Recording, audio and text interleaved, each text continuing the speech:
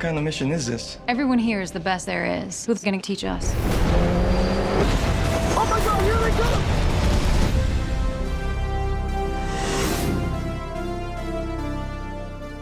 The theme of the first film is really about friendship and sacrifice and courage and teamwork, and those themes are universal and never go away, and that's kind of how we built this film as well.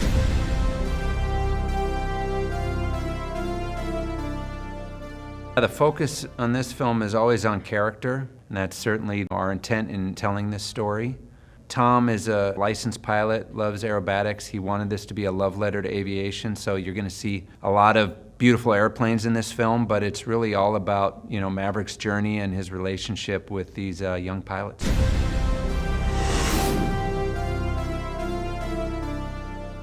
This is a story that takes place in the real world. You know, it's not Tron Legacy, it's not a sci-fi film.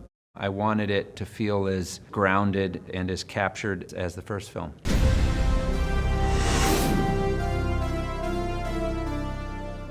I wanted it to have a very different look than the typical Top Gun look.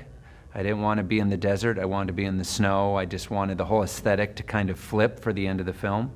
So we went up to Whidbey Island Naval Air Station in the early spring, in the mountains, and we shot that sequence up there.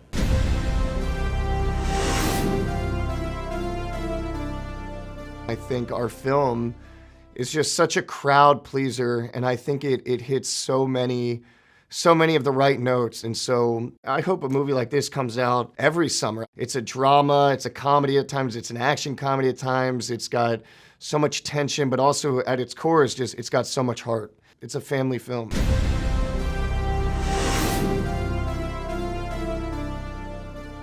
At its heart, it's a competition film, and I think you're dealing with a lot of characters who at times don't believe they're capable of doing this thing.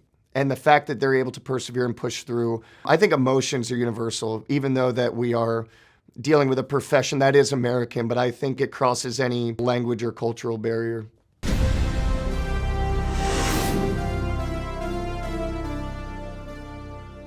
I love that scene in the movie, and I think it's absolutely necessary. I love the arc of these two characters and their relationship, and the third act of this movie I think it's the best third act I've ever seen, and that only gets to pay off if the first two acts really build to that point so that it feels earned. I love these characters in this movie.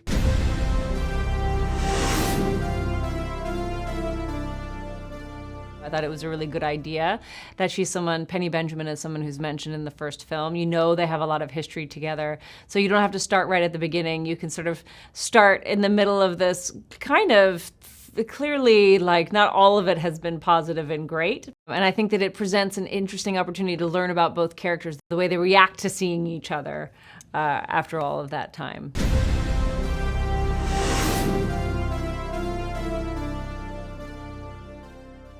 Clearly there's some stuff that was not resolved in their relationship, and so she's gonna set her boundaries with him.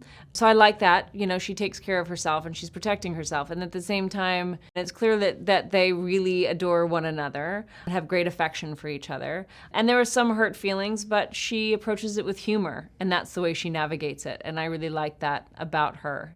I think she's a very empathetic character, and she cares about him. You also see, like, in a serious way, that she cares about him as a person and as a friend.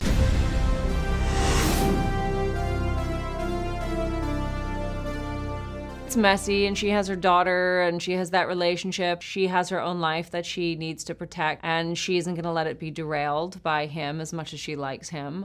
She has her boundaries, and she has her own adventures that she goes on, and I like that. I, as an audience member, want that for Maverick, too. I want Maverick, if he's going to be with someone, to be with someone who can sort of hold her own and is a formidable partner, and I think that Penny is that.